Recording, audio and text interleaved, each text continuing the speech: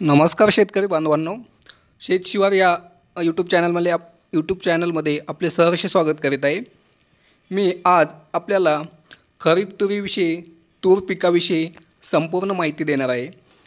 आमच्या शेतामध्ये आम्ही गेल्या 2024 या वर्षामध्ये 2 एकरामध्ये तुरीचं असं खरीप हंगामामध्ये खडकी वाण पीक फुलीवरती याची लागवड केली होती।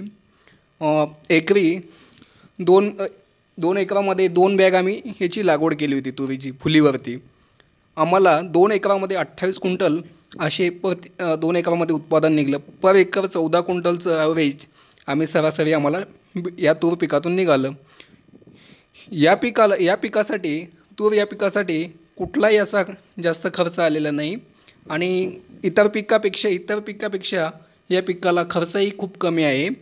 आणि मेन गोष्ट म्हणजे या पिकाला जास्त मेहनत करायची, जास्त मजुरीची आणि जास्त मेहनत या पिकासाठी मशागत जास्त लागत नाही। जेवढी कमीत कमी मेहनतीत हे पीक चांगलं तग धरतं। फक्त या पिकासाठी या तुरीचा बचाव करण्यासाठी आपल्याला फक्त धुई आणि हवामान थोडंसं क्लायमॅटिक कंडिशन याचा थोडंसं बचाव करावा लागतो। नाहीतर जास्त तूर हे पीक म्हणजे खूप ॲव्हरेज देणारं आणि कमी खर्चिक पीक आहे। आणि तूर उबाळू नये यासाठी समजा आपल्याला असं वाटतं की एकरी जास्त उत्पादन निघावं, झाड आपलं वाळून जाऊ नये, यासाठी आपण त्याच्या तुरीच्या खोडाजवळ खतामध्ये मिक्स करून सनी फ्युरी किंवा थायमिट आपण त्याला म्हणतो आपल्या मराठी भाषेमध्ये, ते थायमिटचा वापर त्यामध्ये जास्तीत जास्त करायचा। जेवढा आपण थायमिट त्या पिकाला यूज करू खतामध्ये, खत तिला खूप कमी प्रमाणात लागतं, खताचा वापर कमी प्रमाणात करायचा। जेवढं आपण थायमिट वापरू तिला तर त्यापासून आपण तिचं संरक्षण करता येतं आणि तूर उबाळण्यापासूनही उबाळत नाही, शक्यतो कमीत कमी झाडं उबाळतात, धुक्यापासून त्याचं संरक्षण होतं। आणि मेन गोष्ट म्हणजे फुलवाऱ्यात असताना तूर ही फुलामध्ये असताना त्याला एक अशी आळाईची फवारणी करायची, साधारण फवारणी केली तरी चालेल।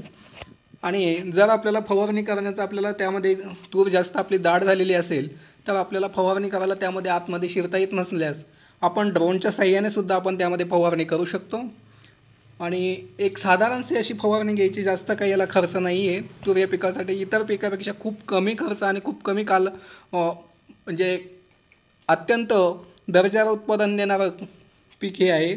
आणि याला भाव पण चांगला आहे। तूर या पिकाला जास्तीत जास्त मागणी असते, 7 ते 8 हजार क्विंटल किंवा 9 ते 10 हजार पर क्विंटल असा भाव या पिकासाठी भेटतो। मागच्या वर्षी आम्हाला 8,500 रुपये 8,400 रुपयाचा पर क्विंटल भाव मिळाला। आणि 2 एकरामध्ये इतर पिकापेक्षा आम्हाला 2 लाखाचं उत्पादन विना खर्चात 3,000 रुपये खर्चामध्ये 3-3.5 किंवा जास्तीत जास्त मजुरी सोंगण्यासकट आम्हाला 6,500-7,000 रुपये आम्हाला 2